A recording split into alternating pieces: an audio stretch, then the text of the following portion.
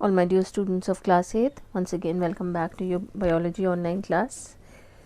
In the last lecture I had started with the nervous system, and I had told you about a few points about the nervous system, that is, why do we need the nervous system and the structural and functional unit of nervous system. So let's quickly revise. So it is a system in the body which coordinates various body activities, and that it does through a complex system of nerves. And these nerves do what? They carry messages to and from the brain and spinal cord, to the brain and spinal cord, and from the brain and spinal cord to the different organs. And it consists of the brain, spinal cord and the nerves. So what does this nervous system tell us? Why do we need this nervous system? It tells us about our surroundings and the changes that are occurring around. Then it also helps in the various activities like flexing arms, whatever activities that we are doing, whether they are voluntary or involuntary. What is responsible for it? It is the nervous system. So just you can see the diagram of the neuron, that it is the structural and functional unit of the nervous system, and it consists of a single long and cylindrical structure which is called the cyton or the cell body. Then it consists of the axon, that is a single long and cylindrical structure, that is called the axon. And I beg your pardon, that the cyton contains the nucleus and the nucleus and the cytoplasm, and this nucleus is placed centrally. Then this axon is covered by a myelin sheath, that is an insulating sheath that protects or that prevent the intermixing or the mixing up of the different impulses which are carried on by the different neurons. And then the short cytoplasmic extension of the cytons are called the dendrons. These extensions that you can see, they are called the dendrons, and which divide further into the dendrites. Is it clear? So these neurons transmit messages from the brain and spinal cord to the different organs, and from the different organs to the back to the brain or the spinal cord. And how are they doing it? They are doing it how? That is, they transmit these messages in the form of electrical signals called nerve impulses. Is it clear? Then talking about the synapse.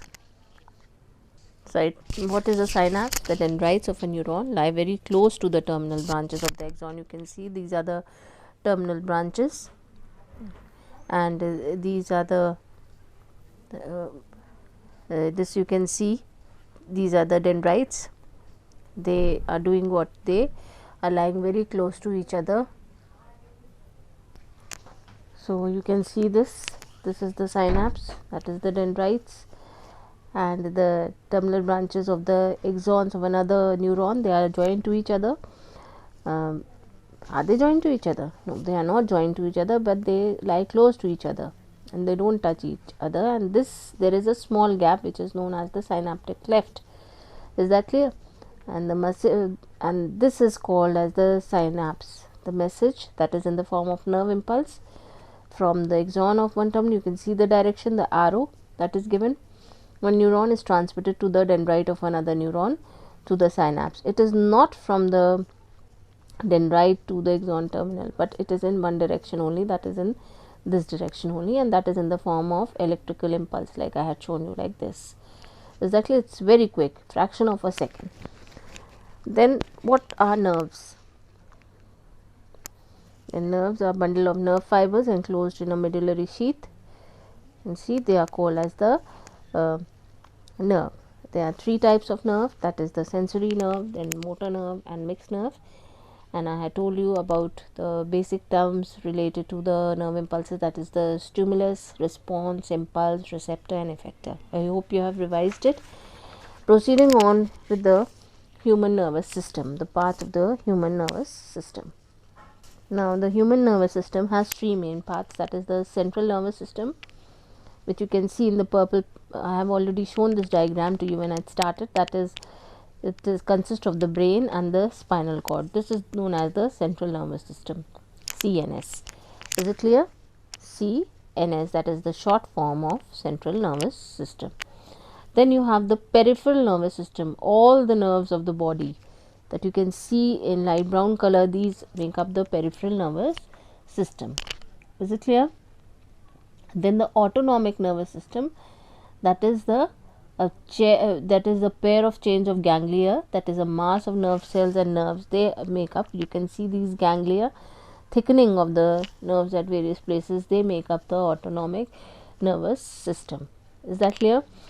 And the nerves, that is the ganglion along with the nerves, respective nerves form the autonomic nervous system. So we have three parts, that is the central nervous system, the peripheral nervous system and the autonomic nervous system, which are performing different function, but they are working in coordination with each other. Is it clear? Then let's discuss about the central nervous system. So where does the brain lie? It lies within the skull, isn't it? In the skull and the spinal cord in the vertebral column. We have already discussed this. And the brain and the spinal cord are connected to the various parts of the body through nerves. This we have, I had just shown you in the diagram. Now you can see in the diagram when that brain is located, this is the human skull. Is that clear? And where, what is the position or what is the location of the brain? It lies in this bony cage that is known as the skull. Is that clear? That is the bony cage which is protecting the brain. So this protects the brain, and as brain is a delicate organ, and it is where is it located? It is located inside the bony cage, which is known as the bony box, which is known as the skull. Bony means made of bone, and this is also known as the cranium. The skull is also known as the cranium or the brain box because it carries the brain. It is known as cranium, cranium. Is that clear? Or brain box. Is it clear? Then it is surrounded by, now this part of the brain is been magnified to show you the membrane which covers the brain, that is, it is known, this whole is known as the meninges, that is a layer which you can see surrounding the brain. This is known as the meninges, and this meninges is three layered. It consists of three membranes, or it is surrounded by three membranes which are known as meninges. Is that clear? This meninges is three layered or three membrane, and this is innermost, that is the pia mater, then followed by the middle one, arachnoid mater, and then the dura mater. So if you have pia mater, arachnoid mater, and the dura mater. Is that clear? These are the three membranes of, or three meninges, and the space between these meninges is filled with a fluid which is called as the cerebrospinal fluid or CSF. You can see all this blue space and the arrows which are there. You can see this blue space that is there. You can see the various arrows there in black. They are, this is CSF, that is the cerebrospinal fluid. What is the function of this fluid? It protects the brain from mechanical shocks, or it protects the brain from any kind of injury or any kind of jerk. Is that clear? Now again, once again I am telling you that the brain is, what is the, where is it positioned or where does it lie? It lies inside a bony cage, or you can say a brain, the skull, which is known as the brain box or cranium, and it is surrounded by three layers, three membranes, that is the meninges, pia mater, arachnoid mater, and dura mater, and the space between this membrane is filled with a fluid which you can see in blue. All the blue part that you can see is filled with CSF or cerebrospinal fluid, and this fluid protects the brain from many injury or mechanical shocks. Is that clear? Or you suddenly you fall down somewhere, or you bang your head somewhere. At times you're opening the cupboard or you getting up, you bang your head against the table or anything. So this fluid is protecting you from that mechanical shock. Is that clear? Then brain has three parts. So brain has three parts, that is the cerebrum, cerebellum and the brainstem, or which you can even call as the medulla oblongata. Is that clear? Which we will discuss in detail later on. So brainstem is also known as the medulla oblongata. So this diagram is very clear to you. That is, the largest part is the cerebrum and the most complex part of the brain. You can see the number of grooves and ridges that are there. This is highly convoluted. This is the biggest, that is the largest part of the brain, and it is divided into two halves, the left hemisphere and the right hemisphere. So it has two parts, that is the cerebral hemispheres. So left and the right hemispheres, that is the right hemisphere is this side and the left this side. Is that clear? And each hemisphere is internally hollow. There is nothing inside. It is internally hollow, and the outer portion of the cerebrum contains cell bodies of the neuron. Outer portion of the cerebrum, it contains the cell bodies of the neuron, and it is called as the grey matter. Is that clear? It is called as the grey matter. And the inner portion contains axons. I have told you the neuron consists of the cyton and the axon. So the outer portion of the cerebrum contains the cyton of the neurons. Is that clear? And that gives the appearance grey, of grey color, that it forms the grey matter. And the inner portion contains axons, and it is called as the white matter. Is it clear? An outer surface has many ridges and grooves, as you can see in this diagram. And what is the function of this? Each and everything that is there in the body, it has a particular function. It is an adaptation to a particular thing. So just because its surface has so many ridges and grooves, it increases the surface area, so that the number of nerve cells are more, and number of nerve cells are more, that is, the person is more intelligent. That is, the efficiency of various functions performed by the cerebrum increase when the surface area increases. Is it clear? So what are the various functions of the cerebrum? That is all the voluntary activities of the body, like vision, whatever we are seeing, whatever we are hearing, that is the activities of the sense organs or the various senses are controlled by the cerebrum.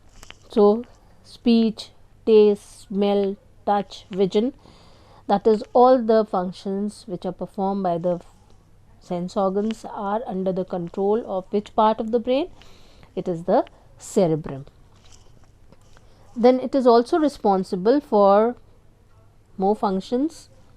Then apart from this, it is responsible for these senses.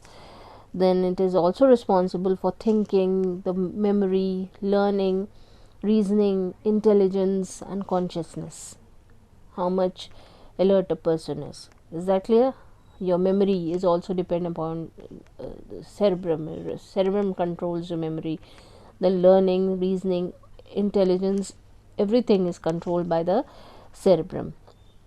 Then coming to the next part of the brain, that is the cerebellum. So this part, that blue part that you can see, it is cerebellum. That it is a small part of the brain. It is located at the back of the head under the cerebrum. This you can see, this is the cerebellum. Cerebellum. And medulla, it is the posterior part of the brain, and it joins the brain to the spinal cord. This part, that is the medulla. Is that clear? Or the brainstem, medulla oblongata or the brainstem. So what are the various functions of the cerebellum? First function, most important one, is to balance the body and while walking, running, jogging and cycling. All these activities are controlled by the cerebellum. Is that clear? And there are other functions also. So you can see all these functions, whether walking, skating, dancing, then riding a tricycle or bicycle, everything is under the control of the cerebellum. That is, the balance of the body is maintained with, by the cerebellum. Then it also regulates and coordinates muscular activities. All the activities which are being performed by your body, they are under the control, or they are regulated and coordinated by the cerebellum. That is the regulation and coordination of the muscular activities. All the activities that you are doing, whether you are picking up anything or you are raising your hand, it is not just raising and picking up. There are so many muscles which are active at that particular time, and for that it is not just the movement, but muscular coordination is needed. Is that clear? That so and so muscle has to be involved in this particular activity. So this is under the control of the cerebellum. For instance, you are writing something, so it is not just you are writing, you have started writing on your, it is the idea of writing something on paper has arisen where? Inside your brain. Where? Inside the cerebrum. But you can see how you were writing, you are grasping the pen and then you start writing and you thinking. So both the cerebrum and the cerebellum are involved.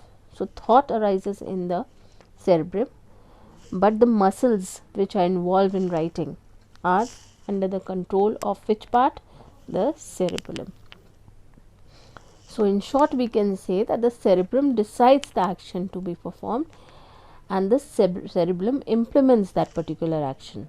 You think of suppose you're eating something, that idea or that particular thought rises in the brain, yes, I should go for this particular thing, I should eat. But things, how are you grasping the food and then putting inside your mouth? That is with the under the control of the cerebellum. Is it clear? Similarly, when a person takes alcohol, consumes alcohol, which part of the brain is affected? Cerebellum, because the coordination, you can see both of them falling down because after the consumption of alcohol.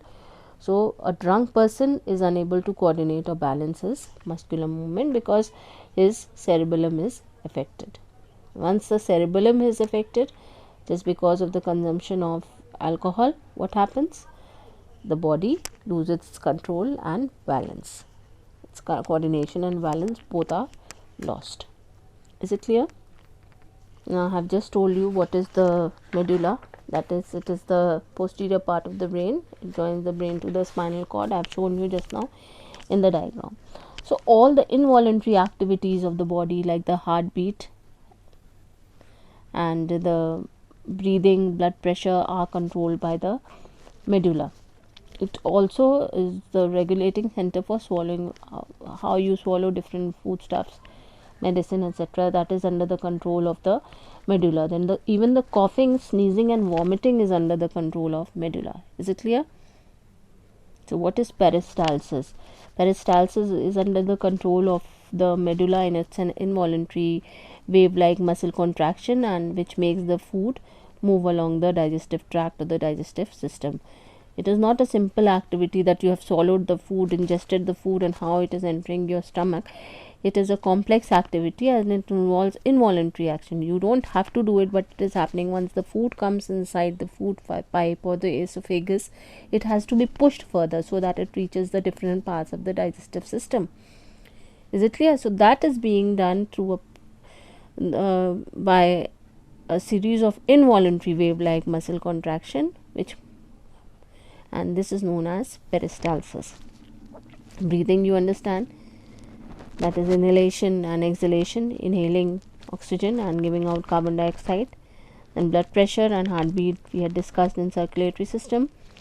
Then it is a regulating center for swallowing, coughing, sneezing, vomiting. Yes, this is coughing. This is also an involuntary activity, or this is under the control of the medulla. Vomiting is also under the control of the medulla. So injury to the medulla may result in the death of a person just because it is controlling so many involuntary activities. Even the heartbeat and breathing, everything is being regulated by the medulla. So any injury to this part may result in the death of a person. Is it clear? Then the second part of the central nervous system, or CNS, is a long, narrow and cylindrical cord-like structure which is known as the spinal cord. You can see this. This is the long, narrow and cylindrical cord-like structure.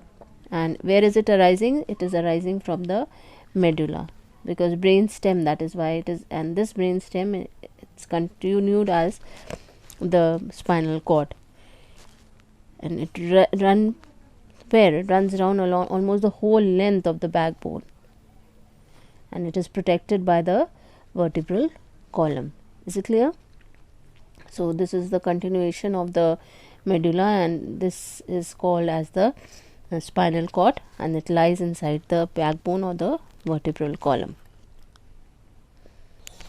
So it is a long if this is a cross section of the spinal cord. Cross section means you cut a small slice of anything.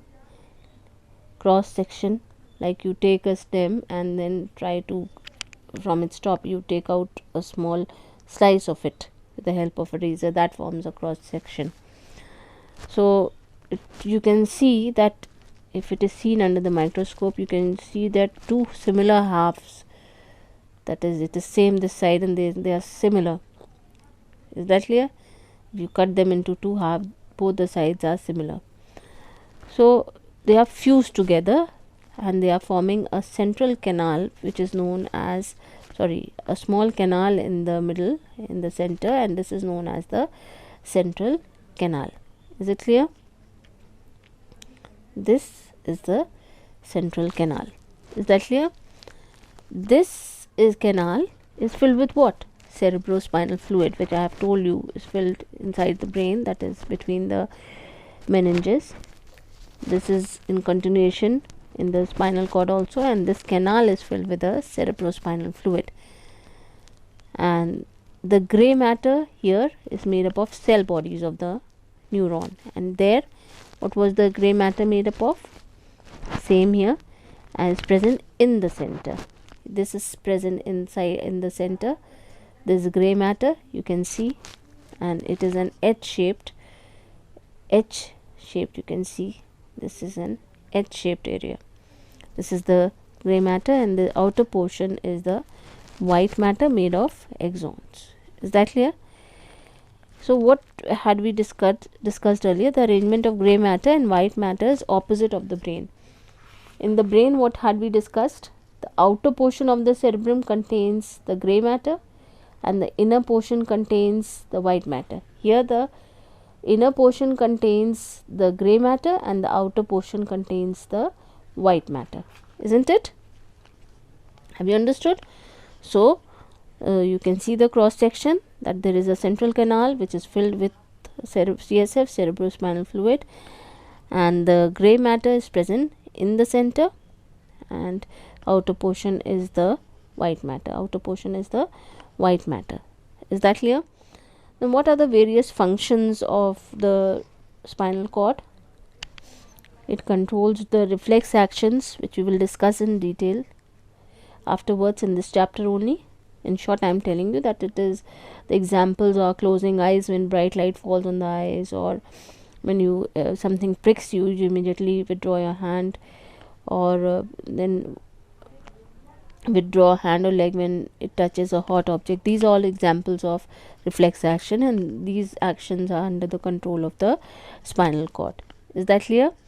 Apart from this, there are other functions also, that it conducts messages, that is nerve impulses, from the muscles and skin to the brain, and then it conducts messages from the brain to the muscles of the limbs and trunk. So all the function, that is the reflex action, conduction of messages, that is nerve impulse from the muscles and skin to the brain, and also it conducts messages from the skin to and from the brain to the muscles of the limbs and trunk also. These are the various functions of the spinal cord. Is it clear? That is all the reflex action and the conduction of messages from the brain and to the brain are under the control of the spinal cord only. Is it clear? Now we will discuss the exercise on page number 82. in the next session inshallah.